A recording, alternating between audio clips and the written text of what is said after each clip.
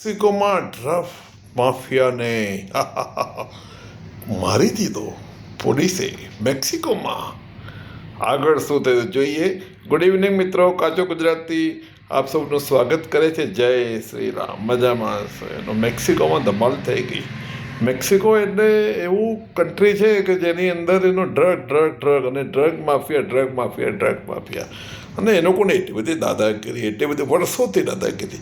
Even America અને બીજા બધા વેસ્ટર્ન કન્ટ્રીમાં જે ડ્રગ ઘુસેડવાનું કામ કરે છે એ બધું આ ડ્રગ માફિયા જ કરે છે.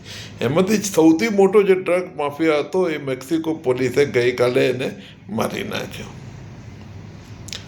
હવે એને એ તો ઠીક છે, એ ફર્સ્ટ સ્ટેપ થયું. આ બહુ અભૂતપૂર્વ વસ્તુ થઈ એનું. પણ એના પછી જે થયું એ વધારે મહત્ત્વનું છે. જે બીજા 4-5 માફિયા છે અને આ માફિયા જેને ખૂન કર્યું એ બધાની આર્મી અને પોલીસ વચ્ચે અત્યારે લગભગ આંતરિક યુદ્ધ ચાલુ રહ્યું છે અને ખતરનાક યુદ્ધ ચાલી રહ્યું છે એનું. આપણને તો એવું જ લાગે જાણે કે એનું સિટીની મેક્સિકોની અંદર જ આંતરવિગ્રહ થઈ ગયો છે. એકચ્યુઅલી કે પોલીસ અને માફિયાઓને આર્મીની એકચ્યુઅલી એમની વચ્ચેની ઝડપ છે આ બધી. એનું જોઈએ હવે આગળ શું થાય છે.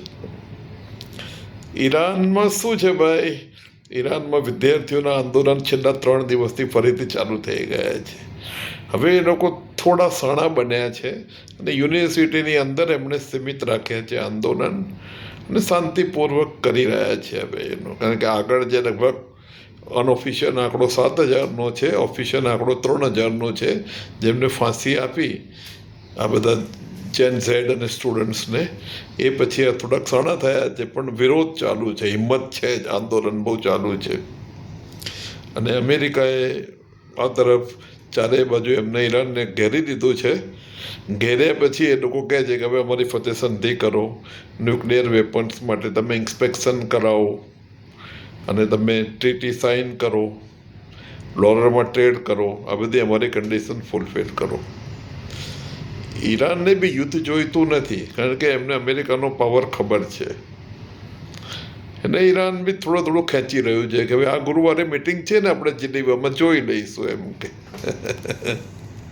હવે જીનીવાની મિટિંગ તો બરોબર છે પણ ડાયરેક્ટ બી મિટિંગો ચાલી રહી છે અને નેગોસિએશન ઇવન ઓમાન છે અને બીજા બધા કન્ટ્રી બી મીડિયેટરનો રોલ કરી રહ્યા છે, ઘણા બધા મિડલ ઇસ્ટના કન્ટ્રી.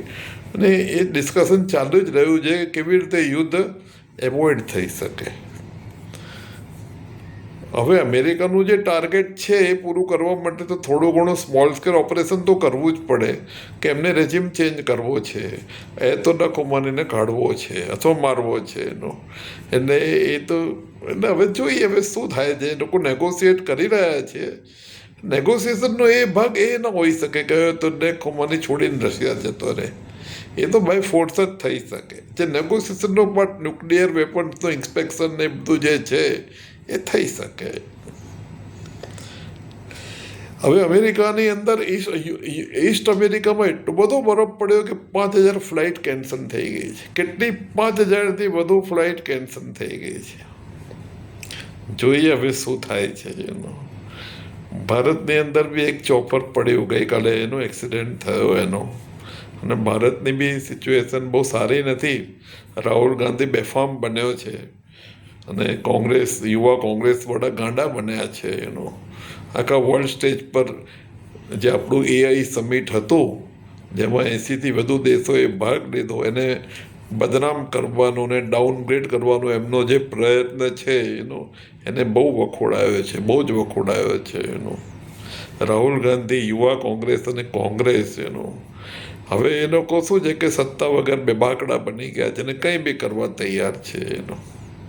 મોદી સાહેબે બી સારો જવાબ આપ્યો કે સત્તા જોઈતી હોય તો ઇલેક્શન જીતીને નો ને આ બધા શું ધંધા કરો છો તમે, આવી રીતે કંઈ સત્તા તમને મળવાની છે, નથી મળવાની, બધાને ખબર છે. યુક્રેનવાળાએ બૂમો પડવાની ચાલુ કરી છે કે ભાઈ હવે બહુ થયું, ઝેલેન્સ્કી તમે જાઓ, બહુ નુકસાન થઈ ગયું ને જે યુક્રેનનું નુકસાન કન્ટિન્યુઅસ થતું જ જાય છે. રશિયા બી બેફામ છે ત્યાં હવે શું છે કે અમેરિકા અને રશિયા વચ્ચે સમજૂતી થઈ ગઈ છે, પણ આ છેલ્લે બી રશિયા બહુ નુકસાન કરી રહ્યું છે. અને મને એવું લાગે ઝેલેન્સ્કીએ ખસી જવાની જરૂર છે. એ કોઈ પેકેજની રાહ જોઈ રહ્યો છે કે મને સેફ પેસેજ આપી દો ને પેકેજ આપી દો એટલે હું નીકળી જાઉં. એનું નેગોશિએશન ચાલતું હોય એવું લાગી રહ્યું છે. બાકી ભગવાન જાણે. એવું લાગી રહ્યું છે જે બધા સોર્સિસ, રિલાયબલ સોર્સિસ પરથી એવું લાગી રહ્યું છે. બસ આટલું જ. Okay, thank you so much. જો આપને મારી ચેનલ ગમે તો સબસ્ક્રાઈબ કરજો, ના ગમે તો ના કરતા ભાઈ. Thank you so much. So nice of you.